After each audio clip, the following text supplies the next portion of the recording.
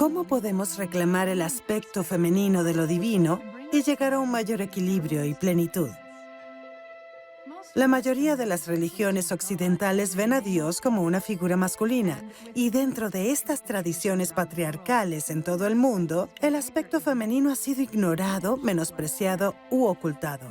Por eso, tanto los hombres como las mujeres de hoy en día están sintiendo que les falta el componente de lo divino femenino, y vemos el desequilibrio que esto ha creado en el mundo. ¿Cómo podemos establecer un equilibrio más armonioso que honre por igual lo masculino y lo femenino? Las enseñanzas cabalísticas comienzan con la fuente o lo que llamamos el Ein Sof. Ein Sof significa ilimitado. Es una fuente alternativa e indiferenciada. No hay él, ella o ellos. Es la inteligencia divina, y aunque podríamos decir muchas cosas sobre el Ein Sof, también podríamos decir todo lo contrario. Ein Sof es un gran misterio en la tradición cabalística. Está más allá de toda definición. El hogar de Ein Sof es el multiverso. No estamos hablando solo de nuestro universo. Según las enseñanzas de las escuelas místicas, Ein Sof estaba allí antes del principio, flotando encima de una especie de oscuridad o materia prima. Hoy en día podríamos llamar a esto el mar cuántico de la potencialidad. Todo lo que es posible está allí. Todo ya existe, pero en un estado latente, como si estuviera dormido e inconsciente. Hay múltiples versiones de la historia de cómo Ein Sof empezó a crear el universo, y cada versión revela un aspecto diferente de las enseñanzas místicas. Todas son ciertas en un sentido arquetípico, pero hay ligeras diferencias que se destacan dentro de esta experiencia multidimensional. En una versión, Ein Sof no es ni masculino ni femenino, y sin embargo es ambos. Y por su sola voluntad, Ein Sof envía un solo rayo para escanear todo el potencial que había en la oscuridad del multiverso. Este rayo que se envía resulta ser el aspecto femenino de Ein Sof. ¿Por qué enviar primero un rayo femenino? Porque Ein Sof quería explorar con total aceptación y una energía no intrusiva primero. No estaba tratando de conquistar o imponerse, solo estaba percibiendo, explorando y sintiendo desde un estado pasivo o receptivo. Y la esencia de este primer rayo era el amor primordial. En la Cábala llamamos a este primer rayo el aspecto femenino de Ein Sof, o la Shejinah. La palabra Shejinah significa la presencia residente, y sin embargo la Shejinah es un ser divino de por sí. Es una diosa perfecta y completa en sí misma. Tiene sentido que Ein Sof envía primero la energía pasiva, solo para examinar, sentir y explorar lo que hay. No es intrusiva ni asertiva, solo está percibiendo, y ese es el punto clave. El acto de Ein Sof de enviar este primer rayo es en realidad un acto masculino, y sin embargo la esencia del rayo es femenina. Aquí, en este primer momento, Ein Sof se diferencia esencialmente en los aspectos masculino y femenino. Retrocedamos un momento. ¿Por qué Ein Sof envió ese rayo de luz en primer lugar? Si nos hacemos esta pregunta, la única respuesta que se nos ocurre es que Ein Sof quería ver y experimentar el potencial. La primera energía para crear movimiento es una chispa de puro deseo y pasión para experimentar algo. La segunda pregunta es, ¿cómo? ¿Cómo envió Ein Sof este primer rayo? Los científicos de hoy en día todavía no saben qué ocurrió justo antes del Big Bang. Esos momentos que condujeron al inicio del Big Bang son un misterio. Y es aquí donde entran los místicos.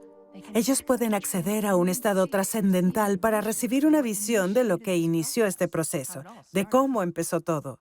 Uno de estos místicos fue Isaac Luria, un cabalista del siglo XVI. Lo que Luria vio en su visión fue que Ein Sof estaba en todas partes y en ninguna. Era un ser infinito, una fuente ilimitada, y no hay lugar en el que Ein Sof no esté. Así que para que el potencial llegara a existir y se realizara, Ein Sof tuvo que crear un espacio. Y para ello, como el Ein Sof es ilimitado, tuvo que contraerse o retirarse. Esta contracción fue un movimiento hacia afuera, una retirada desde un punto central. Esto creó un pequeño vacío, algo así como un punto de referencia. Esta retirada de este pequeño espacio, esta constricción activa, requería de mucha voluntad, disciplina y autosacrificio. Todo ello impulsado por el deseo de experimentar y expresar. Dentro del vacío, el espacio se liberó del ser de Ein Sof, pero su recuerdo aún permanecía, como el olor de una colonia o un perfume permanece después de que la persona se ha marchado. La esencia de esa presencia se llamaba Shejinah. Ella es la presencia divina que habita dentro del espacio o la forma que fue creada. Como la energía de la fuente Ein Sof es infinita, no hay lugar donde no pueda estar. Así que al instante siguiente después de crear el vacío, esa energía de la fuente fue atraída hacia abajo para llenarlo. Como la energía entró a raudales para llenar el recipiente, equivale a la esencia masculina que impregna la vasija femenina. Esta unión creó algo infinitamente pequeño, un infinitamente denso punto de singularidad. Esa singularidad o punto de unidad es Keter, la corona misma del árbol de la vida. También es la chispa que inicia el Big Bang. Hay otra versión de la historia que tiene un toque más mítico, y es la siguiente. Mientras Shejinah estaba escudriñando el potencial en la oscuridad, siente que le falta algo. No es que le falta algo dentro de ella, pues está completa en sí misma. Así que Shejinah llama a Ein Sof y le dice que falta algo. Y Ein Sof le responde diciendo, quizás te sientes sola. El potencial que ella estaba sintiendo podía realizarse, pero no lo hacía.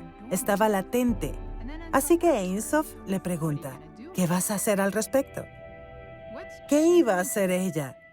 No le dijo, ya sé lo que necesitas, lo haré por ti. Ein Sof deja que sea ella, Shejinah, quien decida qué hacer. Como ella es la diosa, es quien puede hacer nacer las cosas. ¿Y qué hace? La historia dice que convoca al deseo. He aquí la energía del deseo de nuevo. Shejinah convoca al deseo, se llena de él y luego lo envía a la oscuridad. Esa energía del deseo es un fuego que sale a la oscuridad y despierta y atrae hacia ella a la contraparte masculina perfecta. La contraparte masculina la encuentra y al unirse, se dice que se fundieron. Primero, las yemas de sus dedos se tocaron, luego sus manos, luego su tercer ojo, y al abrazarse, se convirtieron en un solo ser. Al fundirse, sus cabezas se abrieron como un loto de 1000 pétalos, y de allí salieron todas las estrellas, las almas y todo lo que se creó en el universo.